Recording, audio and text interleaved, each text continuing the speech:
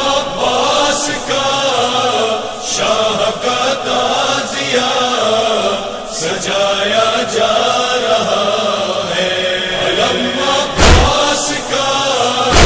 شاہ کا تعزیہ سجایا جا رہا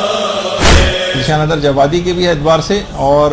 آیت اللہ شیخ جواد تبریزی کے حوالے سے بھی کہوں کہ لوگ یہ کہتے ہیں کہ بھئی ائمہ کے زمانے میں نہیں ہوئی تھی، تو شیخ جواد تبریزی نے بھی کہا، آیت اللہ شیخ جواد تبریزی نے، علامہ ذیشان ادر بھی کہتے تھے کیوں نہیں ہوئی، بہت سی مراسم اس وجہ سے کہ اتنے سخت ترین ادوار تھے مظالم کے، اتنے سخت ترین ادوار تھے کہ اس کے اندر ممکن نہیں تھا کہ لوگ اس انداز سے عزاداری کر سکیں۔ اگر یہ چیزیں نہ ہوتی ہیں، مظالم نہ ہوتے، تو شاید عزاداری اتنی شدت کے ساتھ، جو کہ بہت سی ایسی رسومات بھی ہوتی ہیں جو آج کل رائج نہیں اور آپ کے سامنے آ جاتی، وہ صرف اس وجہ سے ان کے اس زمانے میں سامنے نہیں آ سکی۔ تو یہ صرف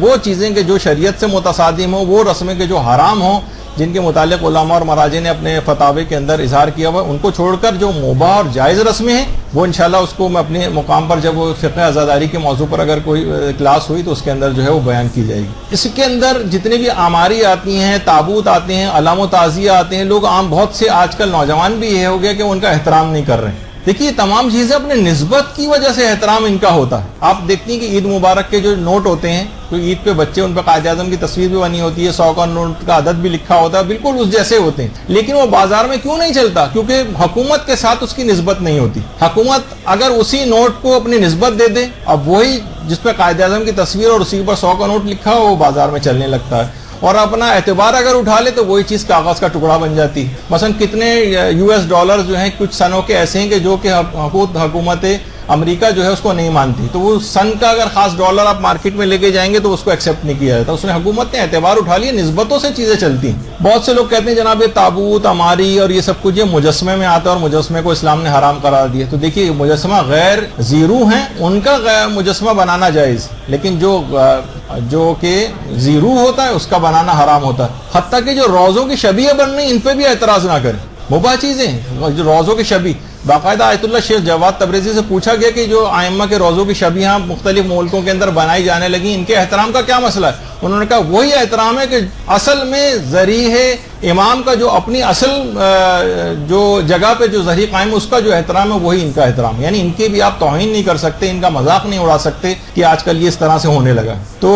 بلکہ آیت اللہ برجردی فرماتے تھے کہ امام حسین سے منسوب ہر وہ چیز جو امام سے منسوب ہے اس کا احترام بالکل ویسی ہے جیسے امام حسین کا احترام، کوئی فرق نہیں، یعنی آپ اس کی توہین نہیں کر سکتے کوئی امام سے اس کی نسبت آ گئی۔ اور یہ جو شبیہ بنائی جاتی ہیں اس کا بھی ایک باقاعدہ ایک جواز ہے جو آپ لوگوں کو بتا بھی سکتی ہیں کہ ایک آدمی پیغمبر اسلام کے پاس آتا ہے اور کہتا ہے یا رسول اللہ میں نے قسم کھائی ہے کہ میں جنت کی چوکھٹ کو بوسہ دوں گا اور حور کی پیشانی کو بوسہ دوں گا، اب میں اپنی قسم کو کیسے پورا کروں؟ پیغمبر نے کہا کہ تم اپنی ماں کے قدموں کو بوسہ دو اور باپ کی پیشانی کو بوسہ دو، قسم پوری ہو جائے گی۔ اس نے کہا کہ یا رسول اللہ میرے تو دونوں والدین انتقال کر چکے ہیں، کہا ان کی قبر پہ جا کر بوسہ دو۔ کہا کہ مجھے تو ان کی قبر کا نشان بھی پتہ نہیں کہ کہاں ہے۔ پیغمبر اسلام نے فرمایا قبر کا ایک نشان قبر بناؤ اور اسے جا کر بوسہ دو، اور اسی کو شبیہ کہا جاتا ہے۔ باقاعدہ آپ یہ پیش کر سکتی ہیں، علماء اہل سنت نے بھی اپنی کتابوں میں اس کو لکھا۔ تو اور دیکھیے فقہ کا بھی ہمارے ایک مسلمہ مسئلہ ہے کہ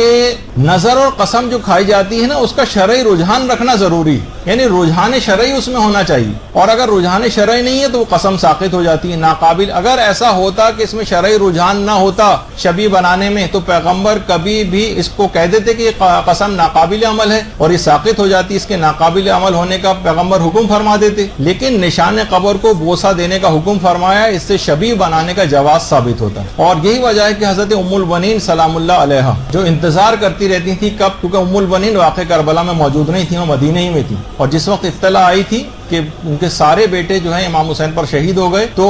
ان کی بقی میں ان چاروں بیٹوں کی قبریں بنا کر اور امام حسین کی خیالی قبر بنا کر وہاں پہ بیٹھ کر گریہ کیا کرتی ہیں۔ تو اس سے بھی اس کا جواز جو ہے وہ پتہ چلتا ہے کہ خاندان اہل بیت کی عورتیں جن جو ہم سے زیادہ مسائل شریعت سے واقف ہیں، اگر یہ عمل حرمت کا باعث ہوتا شبیہ بنانے کا تو وہ کبھی اس اقدام کو نہ کرتی۔ پھر ایک چیز ہوتی ہے ذوالجنہ کی، وہ تو خیر ہم لوگ کہتے ہیں کہ وہ تو چلیں بے جان چیزوں کی شبیہ تھی، آپ تو ذوالجنہ جو ایک جاندار ہے اس کی شبیہ بناتے ہیں، تو ہم اس پہ یہ کہتے ہیں کہ